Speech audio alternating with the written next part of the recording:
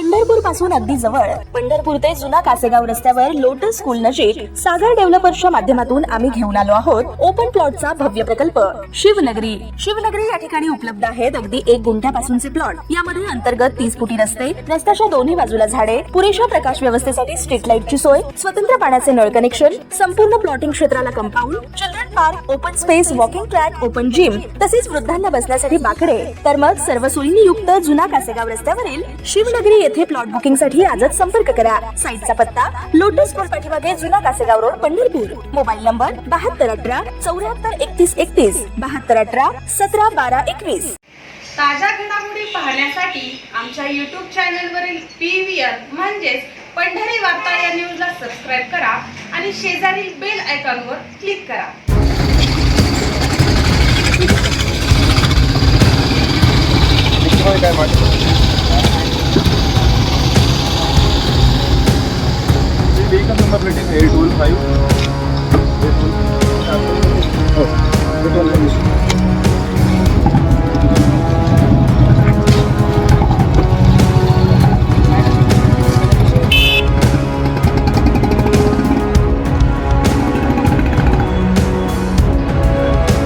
सध्या पंढरपूर शहर तालुक्यातील अवैध व्यावसायिकांचे धाबे दणाणले असून पंढरपूरचे सहाय्यक पोलीस अधीक्षक प्रशांत डगळे यांनी पदभार हाती घेतल्यापासून मागील 2-3 महिन्याच्या कालावधीत शहर तालुक्यातील अनेक अवैध धंद्यांवर केलेल्या कारवाईमुळे जनतेतून समाधान व्यक्त होत आहे। पंढरपूर शहरातील काही भागात अवैध व्यवसाय करणाऱ्यांना मोठं राजकीय पाठबळ मिळत गेल्याची चर्चा सातत्यानं पंढरपूर शहरात होत आली आहे आणि यातूनच यांच्यावर पोलीस कारवाई करणार का असा प्रश्न सातत्यानं उपस्थित होत आला होता।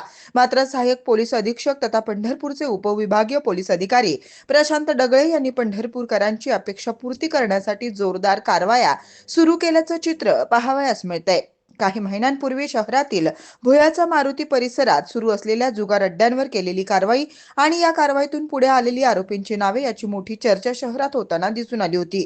तर कालच सायंकाळी पंढरपूर नजीकच्या एका रिसॉर्ट वजा लॉजमध्ये सुरू असलेल्या वैश्य व्यवसायाची माहिती मिळताच कारवाई करण्यात आली होती। तर आज अनिल नगरच्या परिसरात सोमवार दिनांक 8 डिसेंबर रोजी पोलिसांनी प्रतिबंधित तंबाखूजन्य पदार्थ जीवितास धोकादायक असं प्रतिबंधक पदार्थ यांचा मोठा साठा असल्याची माहिती मिळाल्यानंतर मोठी कारवाई केली आहे। या कारवाईत 5 आरोपी निष्पन्न झाले असून एक लाल रंगाची कार ही पोलिसांनी ताब्यात घेतली आहे। याबाबत माहिती देताना पहा काय म्हणाले सहाय्यक पोलीस अधीक्षक प्रशांत डगळे।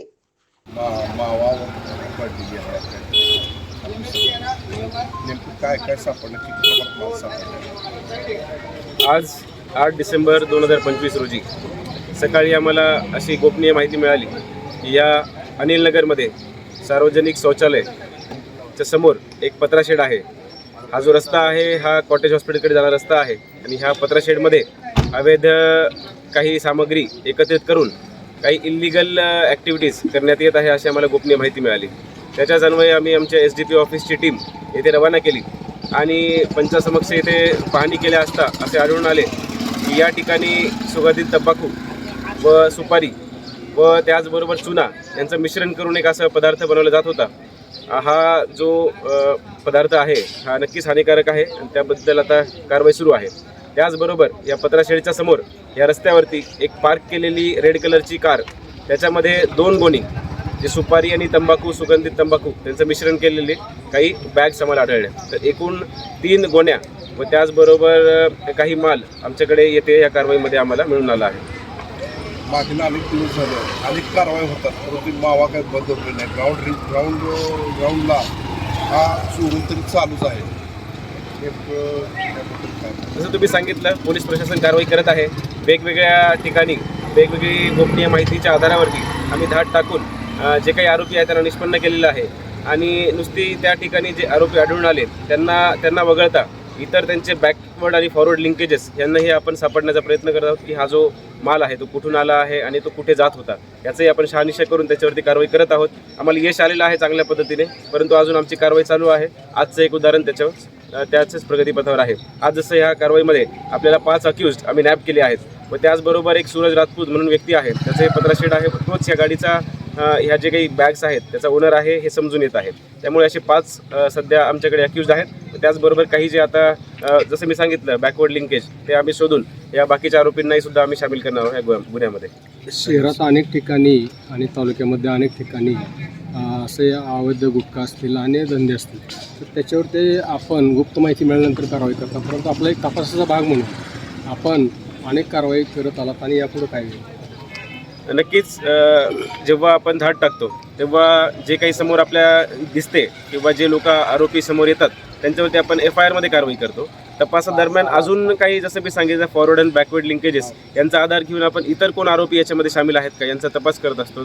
अनेक आपण कारवाया केल्या, आम्ही वाळूच्या कारवाया केल्या. काल संध्याकाळीच आपण नारायण चिंचोली या ठिकाणी इलिगल इमॉरल ट्रॅफिकिंग याच्या अंतर्गत पिटाची कारवाई केली आहे. त्यामध्ये आपण 5 आरोपी निष्पन्न केले आहेत. त्यांचाही फॉरवर्ड आणि बॅकवर्ड लिंकेज शोधून तपासादरम्यान इतर कोणी किती त्यात सामील आहेत का याचाही तपास आम्ही करणार आहोत. नक्कीच आमचे अधिकारी किंवा इन्व्हेस्टिगेटिंग ऑफिसर आहेत हे चांगल्या पद्धतीने जे आरोपी शोधण्याच्या मागे आहेत आणि जो काही गुन्हा होतोय किंवा अवैध धंदे जे चालू आहेत त्याच्या मुळासकट त्याला उपटून कसं आम्ही बाहेर काढू याचा आम्ही प्रयत्न करत आहोत. तंबाखू आणि सुपारी हे मिश्रित जे आहेत आता हे किती किमतीचं म्हणजे आपण जर अजून तर आता जसं की प्राथमिक आम्ही धाड टाकून इथे कारवाई केलेली आहे. आता फूड ड्रग्स ऑथॉरिटी येऊन त्याच्यावरती एक त्याचा अहवाल देईल आणि त्याच्या अनुषंगाने FIR दाखल होईल. थँक्यू. धन्यवाद.